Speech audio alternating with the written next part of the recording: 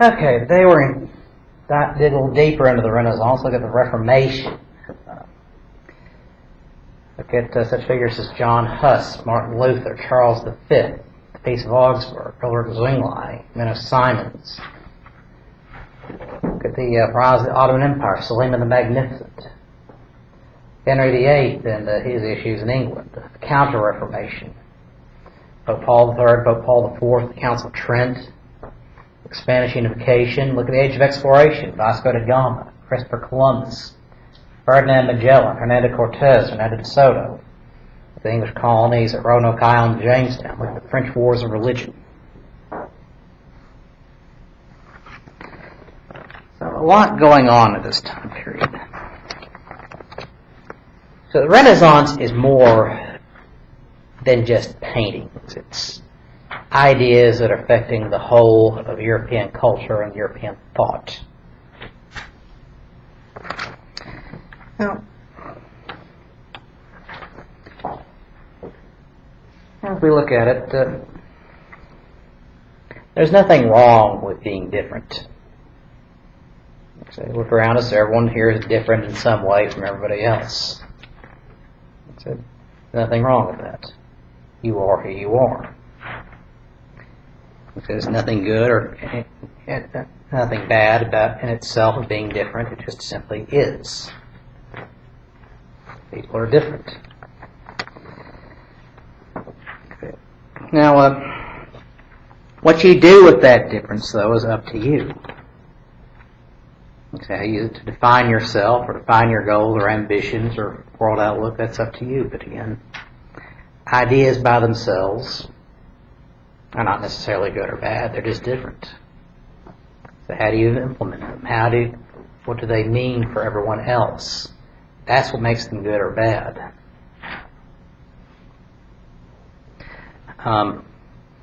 There's a lot of different political ideologies. Are they necessarily good or bad? Well, an idea by itself isn't necessarily good or bad, but what do you do when you try to put that idea into effect? What does the idea mean for anybody else? For example, fascism. It means total uniformity, total conformity, militarization, racial homogeneity, no rights for anybody. Putting that into effect is a very bad thing. That makes that idea very bad. Communism, seizure of property of everyone, forcing everyone to be the same, no civil liberties for anyone. That makes it a very bad idea if you try to put it into effect.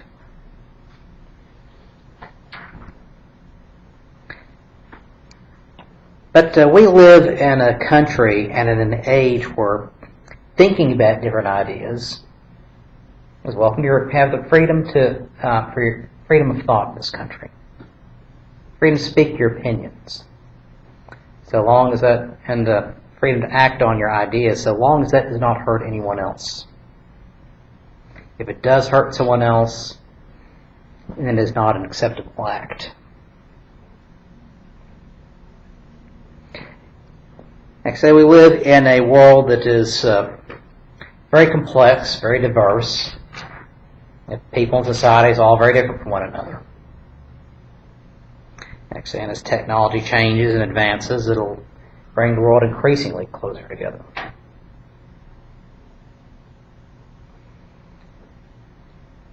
So, it's part of price of living in the world, price of technology, price of freedom is we have to listen to all sorts of different ideas we may not necessarily agree with. It means people are going to be different. Not just in ideas, but go out into the world, cultural backgrounds, racial backgrounds, ethnic backgrounds. Except people are different. And that is what you have to accept in this world. You can celebrate that difference, admire the differences, study the differences, like I said, live a relatively happy life, knowing that people are different. There's nothing you can do about that. But you rather enjoy the differences, or you can be terrified of those differences. Live your life hiding in your parents' basement, plotting some kind of strange rebellion, or wearing little tinfoil hats because you think the satellites are reading your minds. So there really are people like that in this world. That's very sad.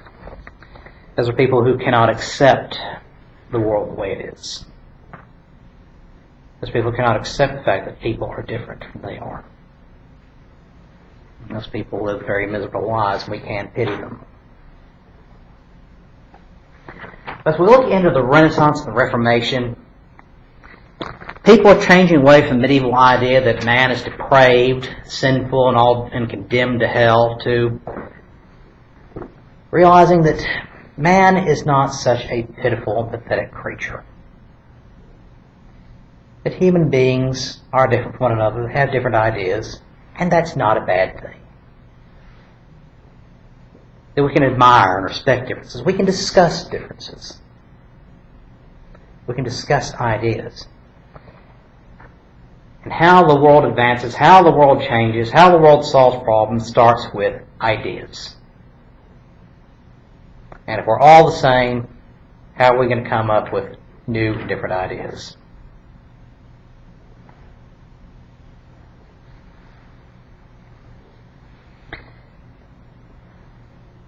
So the Renaissance art is changing the way people look at the world. So new expressions of ideas, new artistic techniques. It is translating beautiful ideas from the imagination to magnificent canvas presentations. Presentations that have become part of our culture for centuries now. Inspired artists for generations. But ideas get people thinking about all sorts of different things, not just about art, but about the world around them.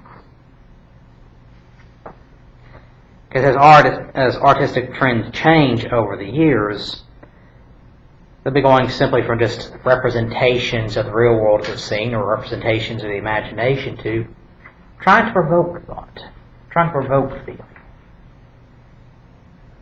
And artists of future generations in the late 19th and the 20th centuries, the art is about what do you think about their presentation? What do you think about their artwork? But overall, the goal of art is to get people to think. Not just to admire the beauty of the world of imagination for a moment, but to look at the world from a different point of view, from a different angle. One could actually argue that that has been the purpose of art since its very beginning. But as people look at the world from different angles, they ask questions. These questions sometimes redefine the entire world. With the Reformation, we see people questioning the relationship between God and man. What is the nature of God? What is the nature of man? What should be the relationship between the two? How should this be expressed? Are there greater powers than man in the universe? And if so, what? How? Why? What does it mean? Get changes in government. People are questioning the way man and the state interact. How should government properly be governed? How government should be properly constituted? How should it be run? What are the rights of the people? What are the responsibilities of the state? What are the responsibilities of the people? An exploration. What's beyond the horizon?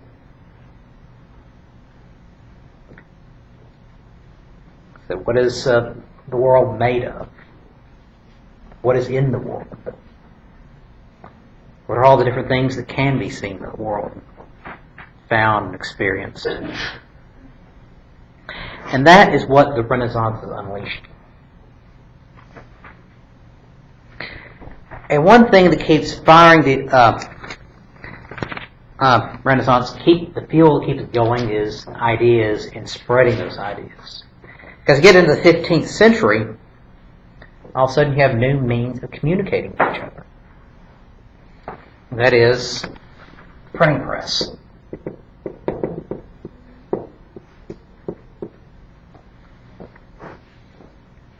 Like I said, it had been developed some centuries earlier in China, Japan, and Korea, but mid-15th century it's coming to Europe because of the work of this man, Johannes Gutenberg.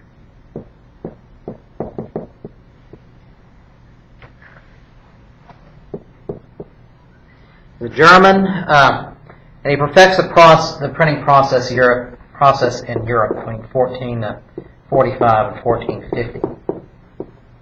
Movable type printing press, making it easier to make work, to build, reconstruct, deconstruct words, and print them off as many times as possible. Basically, copy down these little miniaturized letters, write down what the text of a book, ink the letters up, press a piece of paper on it, and you have a perfect copy of it. Do it over and over and over again. Instead of having just one handwritten copy of a book in existence, suddenly you could have hundreds, thousands, millions. Meaning if that one copy is lost, it doesn't mean that it is the end of everything. I mean, it's the end of that idea. It doesn't mean people have to travel hundreds of miles to read this book just to figure out just what is actually in it. They don't have to learn about it by reputation. They can read it for themselves. And Gutenberg in Europe makes that possible. As far as a printed book, what do you think it is? Bible. The Gutenberg Bible. Printed between 1455 and 1456. Except a few hundred copies made. But it's made in this very intricate style that a lot of Bibles and books were written at the time. A lot of the artistry, the edges, but each copy exactly the same. People could have their own copy instead of just one parish copy that the priest uses. Of course, some people met this new technology some trepidation. A lot of people seeing these copies of the Bible, dozens, the exact same copy over and over and over again, exactly the same, but it's the devil's work. They're possessed. You understand? Movable type printing press. Well, the same way today, people will react with horror to the idea, certain ideas about new technology emerging. The robots are going to enslave us all, or clones are going to take over the universe. We're all damned if we use in vitro fertilization techniques. Do people really think those things? What ends up happening, though, is because of the Bible, words and ideas can spread. People can read these books for themselves. People, university students, instead of having to read the one copy in the library of that book and wait for everyone else to read it, they can have a copy for themselves. So as a result, printing presses are established throughout the Holy Roman Empire in the 1460s. The 1470s spreading throughout Western Europe. It is important to change in technology and ideas for their time as the Internet is for our time. People could now read any idea they wanted, any ancient text that was available. If they didn't have one available, they could order a copy of something from a printer. By 1500 in Venice, there are more than 100 printers in operation. They're producing 2 million volumes. That's 2 million copies of books. In all of Europe, there are more than 1,000 printers. Publishing 40,000 different titles. About 8 to 10 million volumes. But of these 40,000 titles, about half are of a religious nature.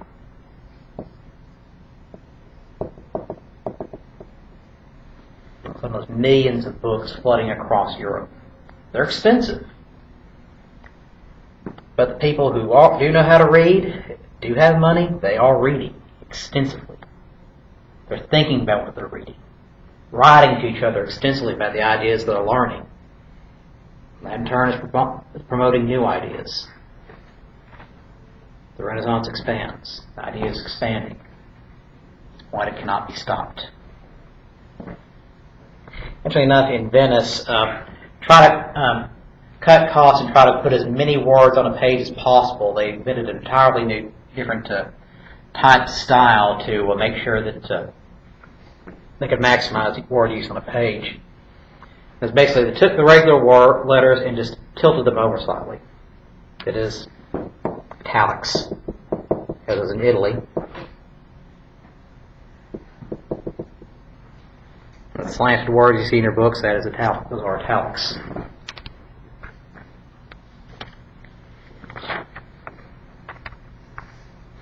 But things are changing around the world. New ideas emerging. Criticism of the church becoming increasingly apparent. A lot of this being because of the church's own actions. Corruption in the church, divisions within the church, the Evian papacy, the Great Schism. So along comes this man, John Huss. He is a chancellor of the University of Prague, now the Czech Republic, Bohemian. And he was very critical of a lot of church practices, particularly the practice of selling indulgences. The Roman Catholic faith belief is that to be truly forgiven of a sin, you had to confess your sin to yourself and to God, ask for forgiveness, but also perform some kind of good work. That is, you had to somehow make up for it. And the idea wasn't that you can necessarily buy favor with God. The idea was, if you're truly repentant, it will show in your actions. And therefore we must take an action to show that repentance.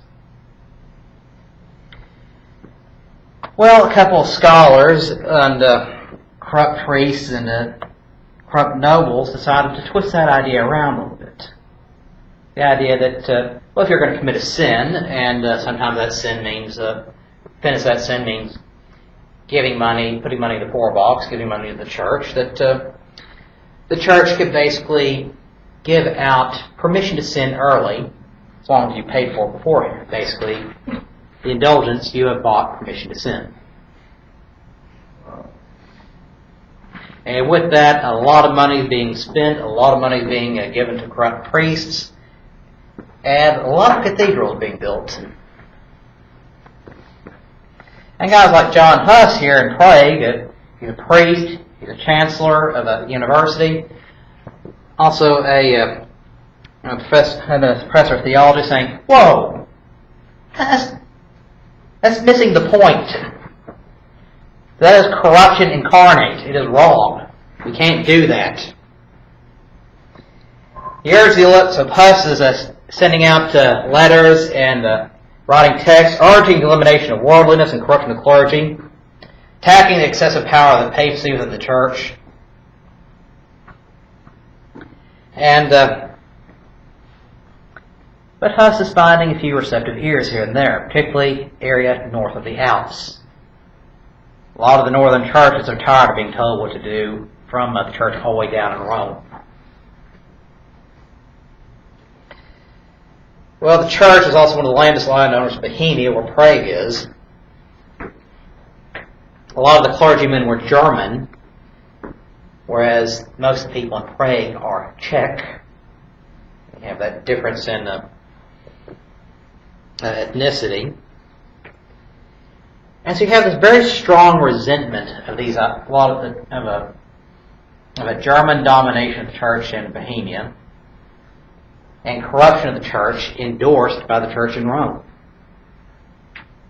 So people are cheering this on throughout Prague. So the Council of Constance is meeting at this point. Remember, they're still trying to end the Great Schism at this point. And to deal with the problem of heresy, they decide, they're going to deal with it just one person at a time. They hear about Huss's criticisms about them. Well, come over to Lake Constance here in Switzerland. Come tell us your concerns. Air them before this church council.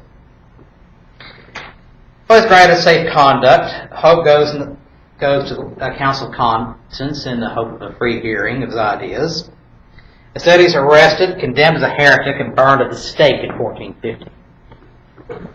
So there goes John Huss.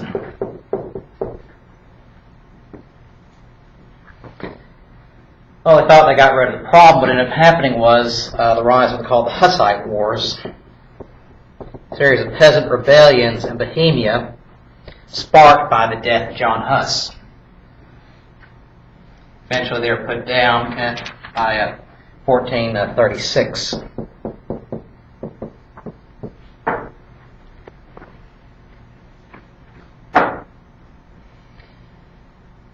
Well, successive popes tried to defeat the conciliar movement and thought the best way to deal with corruption was to concentrate more power in the papacy.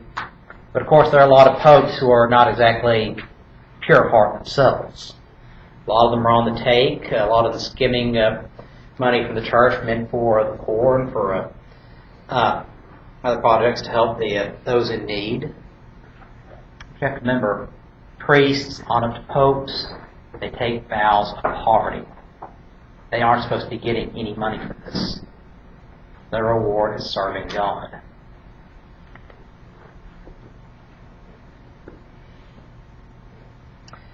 So, you have all sorts of rather curious characters in the meantime. You have those openly practicing nepotism. You have those who are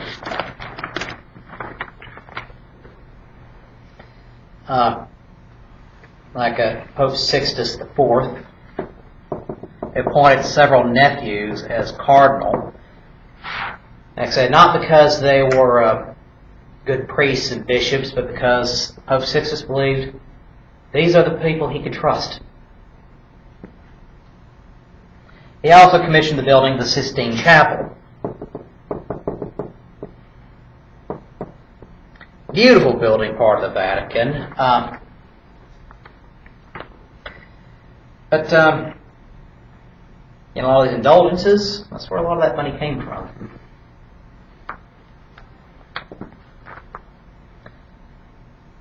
We have Sixtus as Pope from 1471 to 84. And of course, talked about the Borgia popes before, Alexander VI. Well known that he had children, but several of the cardinals electing him had children too, so they weren't in a position to object.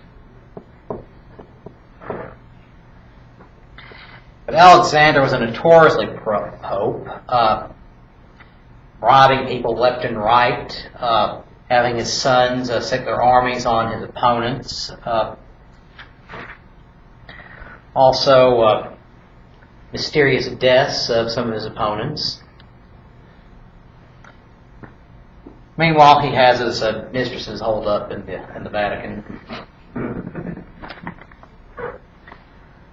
Like I said, they made a soap opera about the lives of Alexander Borgia called The Borgias a few years ago. Didn't even catch a tenth of the stunts they pulled. There's only so much you can pack into one episode.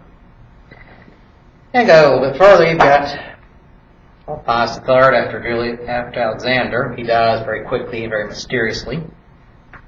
And Pope Julius II, who had long been a critic of Alexander. But he's also known as the warrior pope. Like I say, he's not your kindly, grandfatherly minister. No, he's a hard and cynical European politician, and he's going to take the fight to the church, fight over the church, criticism of the church directly to the critics. He personally led armies into battle, even though he's the head of the Roman Catholic Church. Commission's construction of St. Peter's Basilica, and essentially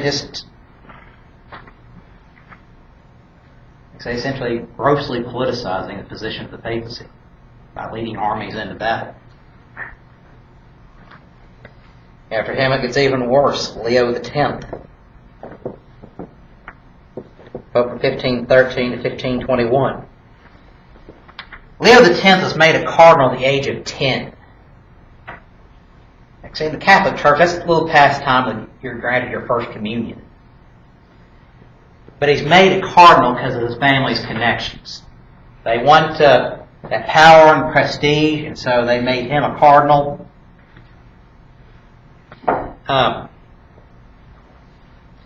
Family wealth basically buys the position. When he's made Pope at age 37, he says, "Let us enjoy the papacy since God has given it to us." Say, bribes, corruption, scale never before seen, mistresses running left and right. And he's the one that excommunicates Martin Luther.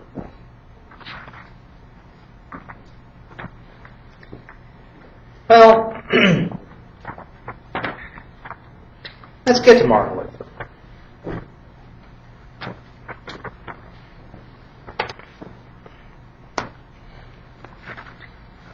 Now look here on page 367. You see this map of Europe in the late 1400s. 367. It's a very different Europe from the one we know today. Some countries exist that don't today. Others are strangely bloated or twisted around. It's a very different Europe from what we see. Now the bulk of the Reformation is going to be starting north of the Alps, northern Europe.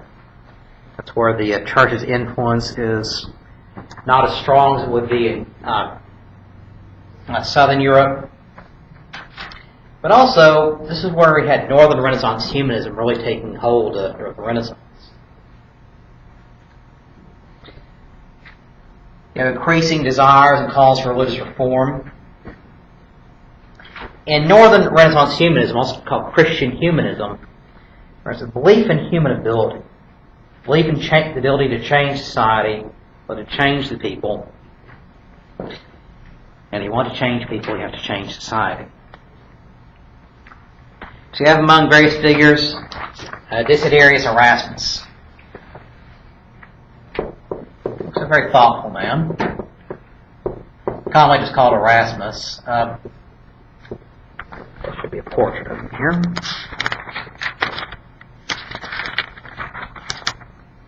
I got page 378, see a portrait of Erasmus writing. He's a scholar at heart. He's a former monk, scholar. Calls for a completely new understanding of education and theology within the Roman Catholic Church. It was 1466 to 1536. Wrote a book in 1503 called Handbook of the Christian Knight.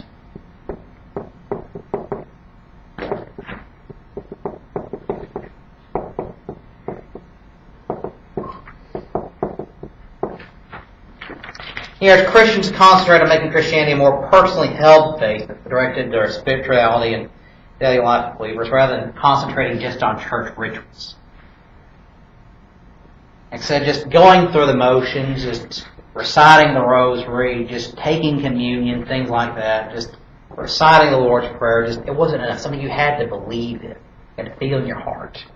So just going through the motions. They called on Christians to start looking at more than that. He issued a new Latin translation of the Bible in 1516 using ancient Greek versions. 1511 wrote a book called Praise of Folly. But he called reforms to the views that was occurring within the church. He recognizes they're there, and he's calling for them to be corrected, but he did it in such a light-hearted, poking manner that he's not really making anyone upset. But not a lot of people are paying attention to it. Erasmus is respected for his statements. A lot of people do agree with him. But not a lot is happening. There's a very open, very popular acknowledgement of the serious problems of the church. Now you get to Luther. And he's from roughly the same area as John Huss.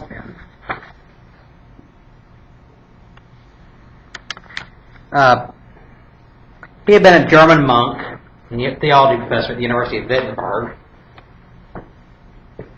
I say he did not believe what John Huss said. In fact, he bristled the idea that he was a Hussite. But he's a professor like Huss had been. The professor is stirring up trouble. On 1517, Luther decided that enough was enough. He went to the door of the local cathedral in Wittenberg, Germany, and posted what came to be called his 95 Theses. Now, a thesis simply is an argument. It's a statement of arguments. They're used in research papers and so forth to describe what papers can be about, but also in debates of logic and so forth. He's writing here is 95 ideas that he thinks, 95 places where he believes the church has gone wrong and should be headed. 95. Luther criticized everything: indulgences, power of the papacy, interpretations of Scripture, nature of various different church ideas. In fact, one of his ideas was the church building should be very simple instead of being these ornate buildings.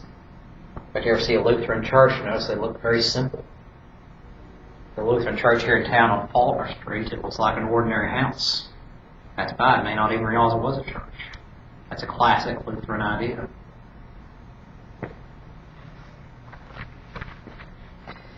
But he publishes these theses to criticize church practices and church corruption, hoping to start a debate. And what does he start a debate?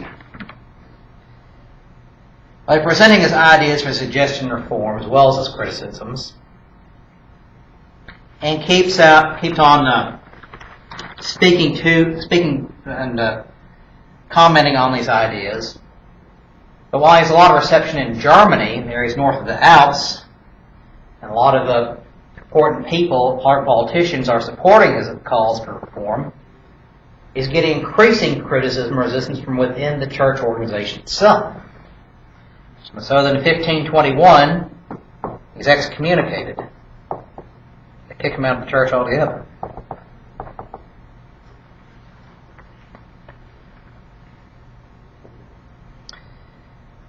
Well, instead of just going away, Luther redoubles his efforts. Luther responds to a series of damaging pamphlets condemning the authority of the Pope and questioning even the very need for one. And as the Reformation expands, it's called the Protestant Reformation. There's Protestant because they're protesting. Catholic historians sometimes call it the Protestant Revolt. It depends on your point of view. Well, Germany and Northern Europe will embrace Luther and his ideas of the doctrine of spiritual salvation by faith alone. You simply need to believe in it. Ask God your prayers. There's a traditional Catholic idea, salvation by faith and works, both.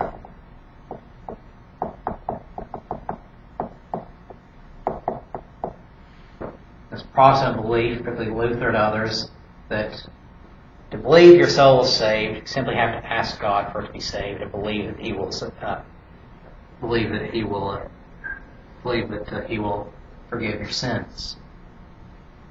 Believe that you can't add or subtract anything God has created from the universe, so you simply just have to believe. Catholics say, believe, yes, but you have to do more.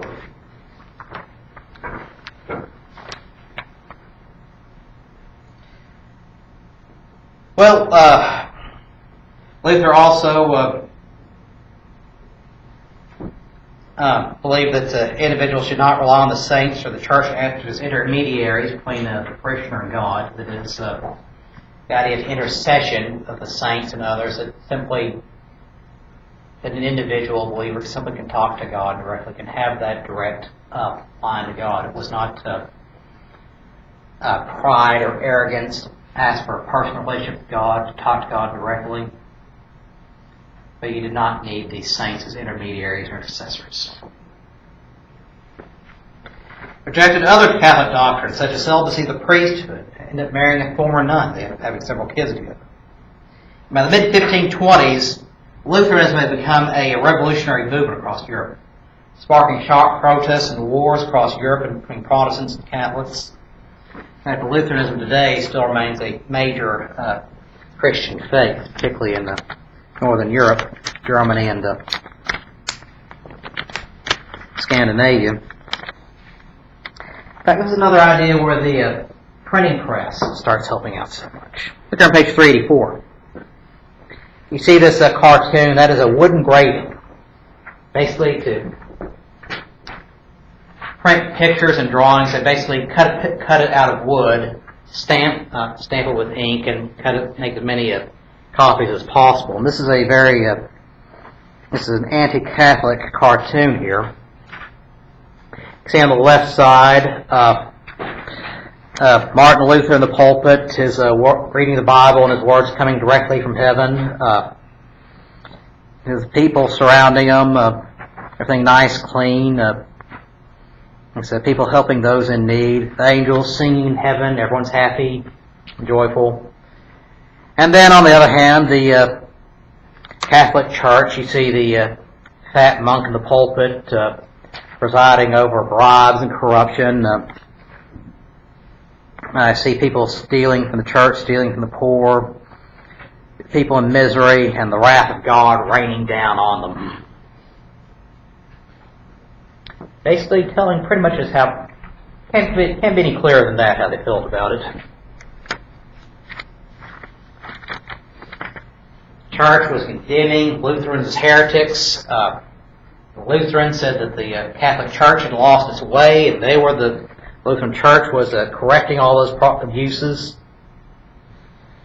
What ends up happening, though, is the Lutheran Wars.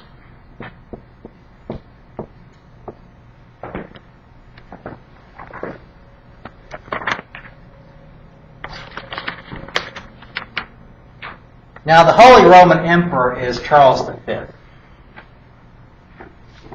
He's also King of Spain.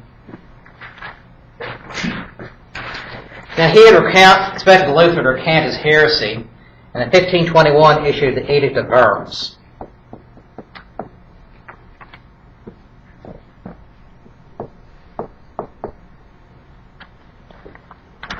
Well, Luther refused, and Charles had the Edict of Worms declare Luther an outlaw. His works to be burned.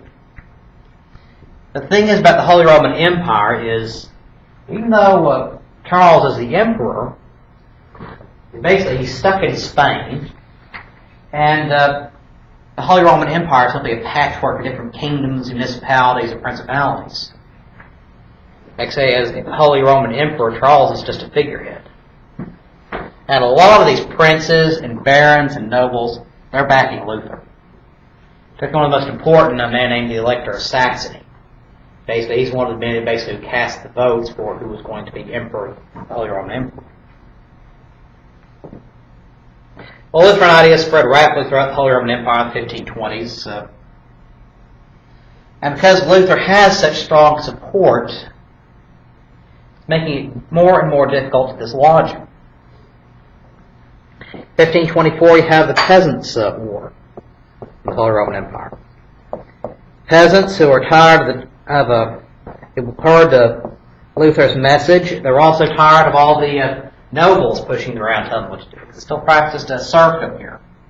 They rose up against them, but Luther did not come to their side, even though they're claiming to support Luther. And as a result, the peasants were surrounded and crushed.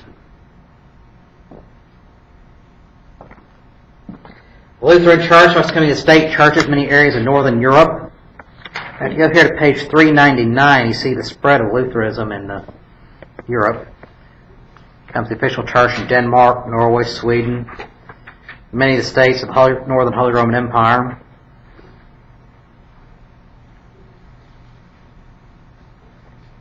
You can see Protestantism spreading throughout many areas of Northern Europe.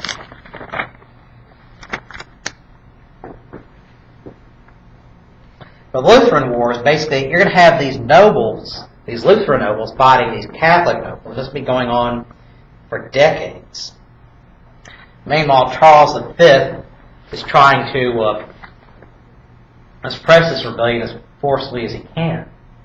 So he's this grave threat to the church. He is a devout Roman Catholic, devout defender of the church, and he is not going to tolerate any dissent against this church. He's not going to tolerate any war or rebellion against his church or his kingdoms. So he's trying to fight the civil war in Germany, but instead of the church coming to his defense, Charles has another problem. France. Disputes over French lands, sparking a series of wars called the Habsburg-Valois Wars. The Valois dynasty was controlling France at this point. The Habsburg, that's the family that Charles V is from. These wars were fought between 1521 and 1544. Except the last problem that Charles needed. Now the Habsburg, their ruling family, they control basically most of Europe. The family business is politics, and business was good in the 16th century. Back here to page 387, you see just all this territory that the Habsburg family controls. Except for the dark brown of the Ottoman Empire, all these colored areas, those are areas that are controlled by the Habsburg family. But this war between Spain and France, instead of defending the great defender of the faith, King Charles, the Pope backs the French.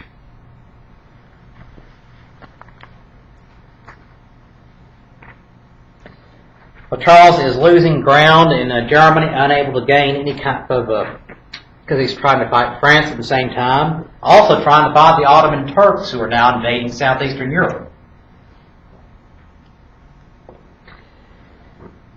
But it's interesting conglomeration because he's inherited all these different titles, so many different sides of the family.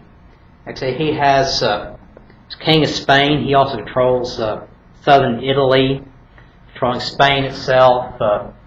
Has armies fighting for over control of France, over control of the church in Germany, fighting the Turks in Central and Eastern Europe. Charles was to set for this. I speak Spanish to God, Italian to women, French to men, and German to my horse.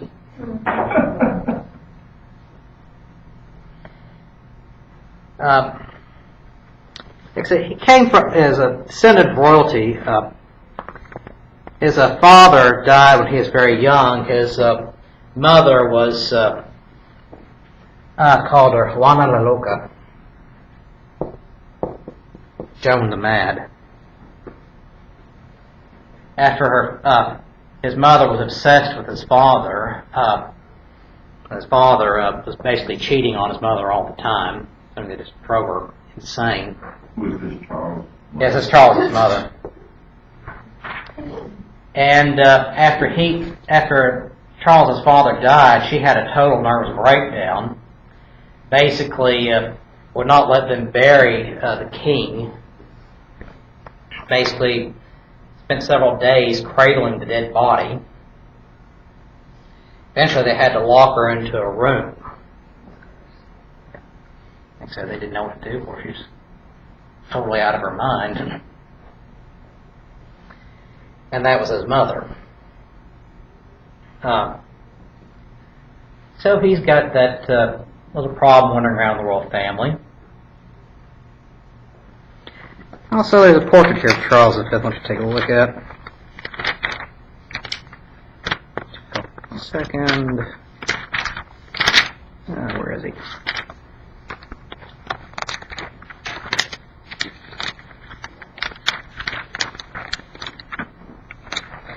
Charles V here on page 388. May notice the very pronounced jaw. In fact, that's a common trait among the Habsburgs because of generations of inbreed, cousins marrying cousins. That basically, one mutation was the jaw started getting bigger, so there's pronounced underbite, which made it very difficult for Charles to eat. He was drooling a lot. It got to be such a problem that in 1556 he abdicated the throne, just went into a quiet retirement. The problems are going to get worse for the Spanish royal family in future generations because the cousins keep marrying the cousins to try to keep all that money and wealth and power within the family, and so that there's no fresh DNA to get rid of all the problems. And so you have a lot of stillbirths, a lot of children born with mental disabilities, blindness, a lot of them not making it to adulthood because of their profound health problems. And eventually you just get to the point where they're sterile. So many problems, so many genetic problems, they just can't produce another generation. Constant total inbreeding.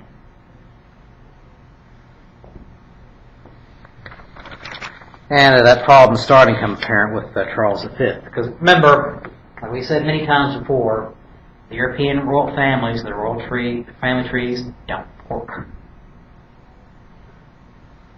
And inbreeding, you get those problems.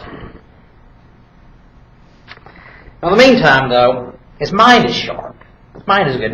Charles's biggest problem is he can't rally support to his cause in Germany because he's being deflected by so many different other areas.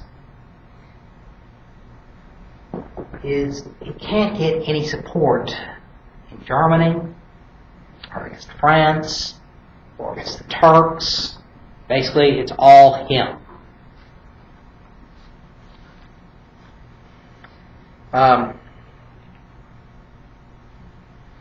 Get to Suleiman the Magnificent.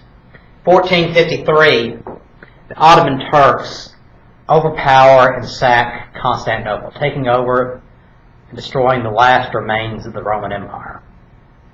At that time, the once proud city of 500,000 people, the largest city in Central Europe, had been reduced to a city in ruins of 50,000 people. The last emperor, the last Byzantine emperor, was killed in the palace fighting to the end. They got no support from Europe when they desperately called for help repelling the Turks. So as a result, the Ottoman Turks, they take up the area of Asia Minor, because they call it Turkey, because they are Turks. And the Ottoman Empire, as it was called, the Ottoman Turks, end up spreading across the Middle East, eventually taking in Iraq, Syria, now Jordan, eventually the entire northern coast of Africa, and start pushing into southeastern Europe, sweeping aside mercilessly any opposition. The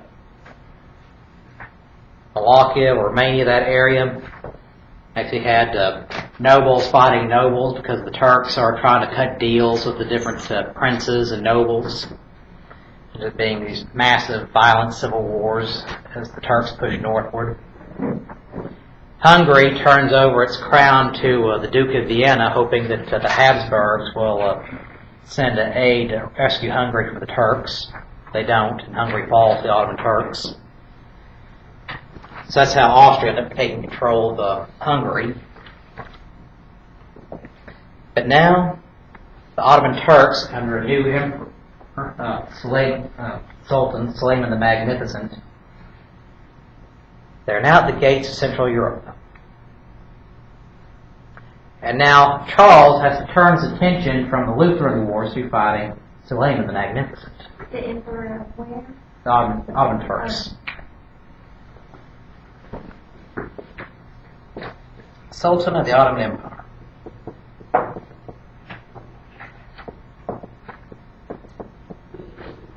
At this point, the Middle East is basically not a factor in Europe at all. Basically just trade routes, and that's it. But even those trade routes being bypassed more and more as the Europeans go to shipping directly by sea. So Suleiman, under his rule, the Turks overrun most of Hungary, and in 1528 marches on Vienna, basically the very heart, very center of Europe. The Ottoman Turks are right in the middle of Europe. And Charles has to turn his armies to face the Turks. But Suleiman had overextended himself. He's unable to hold Austria. And so they leave Vienna in 1529. But essentially, the next several years, he's fighting Charles V and basically unable to advance any further in Europe. But the price of that, though, was Charles could not fight the Lutherans in Germany. Suleiman brings the Turkish Empire, the Ottoman Turks, to the height of their power. That's how he leaves power in 1566. So it's called the Magnificent. Well, at the end of wars with Suleiman by 1546, they come to a truce. Charles is able to direct his forces back to Germany, but by this point, 1546, Luther was dead. Luther has been in place for more than a generation, and it was only getting stronger. They fought for 10 more years, until finally the Peace of Augsburg takes place in 1555. A treaty between Charles V and the Lutheran princes of the Holy Roman Empire. Essentially, the treaty itself is a formal divorce within the Christian Church, formalizing the split between the Lutherans and the Catholics. Under this treaty, the Lutherans have gained equal footing with the Catholics. There will be a formal division within Christianity. But this wouldn't be the last of the problems the church would be facing. That figures such as Lord Zwingli now. Zwingli is a Swiss priest ordained in 1506. His powerful sermons created a considerable circle in Zurich, called for radical reforms of Catholic doctrine, including abolishing relics, paintings, decorations, images from churches, condemned as idolatry. Also rejected the authority of the Pope, the veneration of the saints, when they detracted from the true worship of God. So civil war broke out between the Protestants led by Zwingli and Catholic nobles in Switzerland. When Zwingli's army is defeated in 1631, Zwingli himself is captured. He is drawn and quartered, body cut into pieces, and the pieces and his works were all burned and scattered to the four winds. So nothing as Zwingli would ever exist or trouble Switzerland ever again. Or Zwingli. They just eviscerated him. So Catholicism stays in place in Switzerland. John Calvin, probably the most important of the Protestant thinkers, disagreed with Lutherans on a number of issues that played a powerful role in the development of Protestantism. Calvin is based in a book called Institutes of the Christian Religion,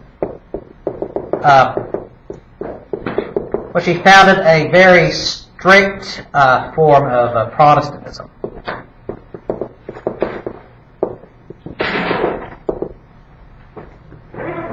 Called for rejection of papal authority in 1530s and acceptance of salvation by faith alone, and the doctrine of predestination, that is, God created the universe, everything in it, and knew who was going to accept Him and who wouldn't. You see a lot of his ideas in Baptist and Presbyterian theology. That's strict interpretations of the Bible, strict morality. You have the Baptist idea of naming the book of life, that's predestination. A lot of other faiths, though, don't believe in that. Believe the idea of free will. Calvin believed the Bible should be accepted as the sole source of God's law, and man must interpret it to serve the orderly world that God created. The beliefs led to a split among Protestants. They sharply condemned the Anabaptist movement, men of Simons, we'll get to in a minute. This theology played a very influential role in the development of the Puritan churches of England. as well as with the Presbyterians and the Baptists. It's basically no dancing, no alcohol. That's could be sinful, could lead you to sin and temptation, so avoid it. It's a very strict, austere life, because you're dedicating yourself to God and your soul 100%. You must not have any distractions from that. Menno Simons. He built the philosophy of Anabaptism in the Netherlands, one of several Anabaptist leaders. This is a radical movement popular in areas like Germany, Switzerland, Lithuania, and Poland. Called for separation of church and state and rejected serving the military and politics. Basically, they believed the state was sinful, and Christians, must simply devote themselves simply to spiritual matters, not involve themselves in politics or military or anything like that. They believed the true church was a voluntary association of believers who voluntarily gave themselves to Christ's salvation, believed in living a simple Christ-like life, rejecting worldly goods and worldly temptation, embracing pacifism and the Christian gospel. In spite of their many persecutions, Simon himself was executed. From Menno Simons, you get the Mennonite Church, and also the Amish Church. So many Amish living in Pennsylvania, they're Germans, because that's where the Anabaptist movement started. That's why they don't have technology, is because they believe it's a sinful luxury, it's a temptation, it's a distraction from the worship of God, so they try to resist it and avoid it whenever they can. What does that say in your church? Mennonite? Mennonite. Mennonite? Yeah, Mennonite Church. Oh.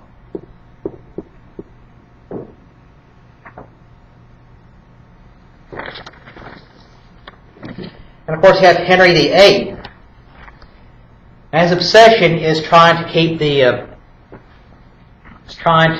a clear line of succession going, and his first wife, Catherine of Aragon, actually had been his brother's wife, and after his brother died, Prince Arthur, his father, Henry VII, actually made a play at her, but Catherine of Aragon ended up marrying Henry VIII. Two ended up having 4 children together, including 2 sons. 3 of them died before the age of 4. So all that's left was Because of the... not because of inbreed, because of this is the House of Tudor here, but simply because people got sick, very high mortality rates. Not even princes and princesses were immune from this. It's very tragic. Losses could have been prevented by modern medicine, but just something they couldn't treat or understand in the 1500s. Well, the only one to survive was Princess Mary. Well, the future queen. He's going to have 3 children survived to the teenage years. They're going to all become monarchs at some point. But he decided to keep a clear line of succession. He needed a son, and the fault he wasn't having sons was because of Catherine. Of course, you know your basic biology. Who determines the sex of the child? The father. Determines the number? The mother. Twins or triplets? That's the mothers. Most of you should just single births. But of course, you're not going to tell that to Henry VIII and expect to keep your head attached to your body. Henry was a devout defender of the church, outspoken critic of Luther and other critics of the church. A very intelligent man, but also had a very, very nasty temper. A lot of his enemies found out about that often too late. So did he get rid of her? He's going to get rid of her because she's getting older, and he wants a woman who will produce sons for him, so he needs to get rid of her. He needs to get a divorce. Yeah. Church won't give one because Catherine of Aragon, her brother is Charles V. Actually, they're all cousins to each other. She's part of the Spanish royal family. Spanish royal family, they're in tight with the Pope. So Catherine, she really loves Henry, says, gets her brother, the King of Spain, to say, don't to have the Pope deny the divorce, deny the annulment. And so he does that. So Henry is stuck with Catherine of Aragon. The church won't get him his divorce, and so he's furious at the church. But did Henry want the divorce, or is it his father?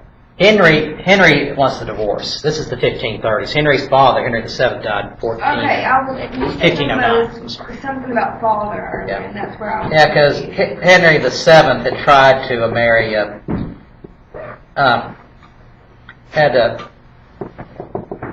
had tried to marry Catherine of Aragon first, but Henry VIII, his son, yeah, used I to. get it. Now, Henry VIII, the 1530s. Of course, he's having affairs, particularly with Anne Boleyn. The church won't give him a divorce, so what he does is has Parliament declare the Act of Supremacy in 1534. Basically declaring Henry is the head of the church, not the Roman Catholic Church, and therefore he will make forming his own church, and part of the doctrine of that church is he can divorce Catherine of Aragon. Like I said, not for necessarily the most political, most the nicest of reasons, but therein the Church of England was born. We'll get to more on that next time.